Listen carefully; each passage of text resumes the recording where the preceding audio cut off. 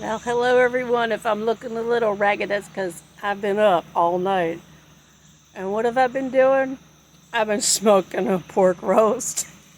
Yeah, I didn't realize that the smoking effect has a little bit trickier twist to it. This grill actually has 3 vents. There's 2 on this side. There's 2 vents right here. 1, 2. And then on the other side, there's another one. Actually, there's 4. There's one on the bottom down there.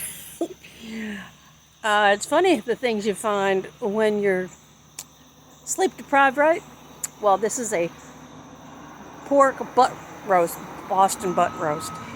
And what I did with it was I took some olive oil and I took my rub and I rubbed that rub in there with that olive oil, score the fat on the fatty side, you make a checkerboard, and rub that all in there so that it gets through the fat and down to the meat. Okay? And then you do your coals like you do normally. But the trick to the smoking part, my husband was doing it wrong. He had the vent part right. I read the instructions to a recipe that he had found. And you take your soaked wood chips, which are over here. We're soaking a bunch of these lovely wood chips. And a bucket of water there. And you put the soaked wood chips onto the hot coals, hence the smoking. And it makes this lovely smoke to come through. You want to keep your temperature at between around 225. This is a 4-pounder, so it's going to take about 6 hours, and that's why it's taken so long for me to be up. I finally got him to go to bed. But I don't know if y'all can see here with the smoker. You see this beautiful smoke pouring out of here, out the side? Well, I'll give you a peek of the roast. There it is in all its glory. Now it's only at 130 degrees, almost 130 degrees. I have some new coals on there with some new wood chips in there for some smoking. About every 30 minutes or so, you need to make sure that you check your temperature and also your wood chips. If you're not getting a good bit of smoke, get you some more soaked wood chips. I'm about ready to put some more on here to get some more smoke going, because in about 40 minutes, this meat should be at temperature. Internal temperature of the roast should be 160 degrees. Once it reaches 160 degrees, that's when you put your barbecue sauce on there. You put a layer on that, and then you let it sit for another 30 minutes, and then you flip it, and you put that barbecue sauce on the other side. But you want to make sure your inside meat temperature is 160 degrees.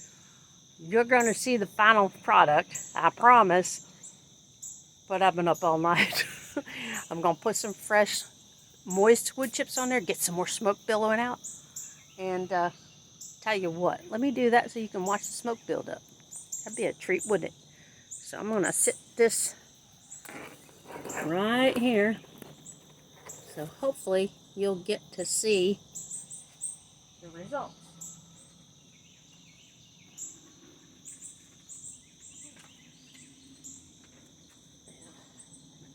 It's smoking pretty good, but it could use a little bit more smoke. Check these larger pliers and lift this grate up and throw them in there. Now, on those hot coals. Oh, I don't know if you noticed, but the coals are on one side. There's a pan of water under the roast on the other side. So what this does is the coals in the wood chips here are smoking up, and the vent being open over top of the meat pulls the smoke across the meat. That's what causes the smoking effect. And it's staying up above 225, so we're doing good. And now the sun's coming up. This grill is really, it's got the little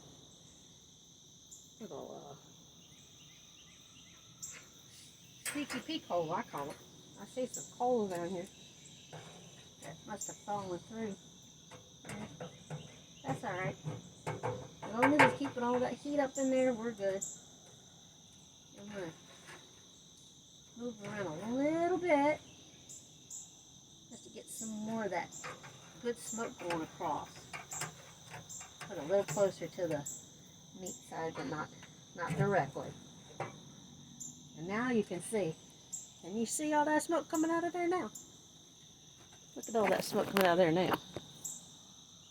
There's lots of smoke over here now. So the moist chips are doing their job.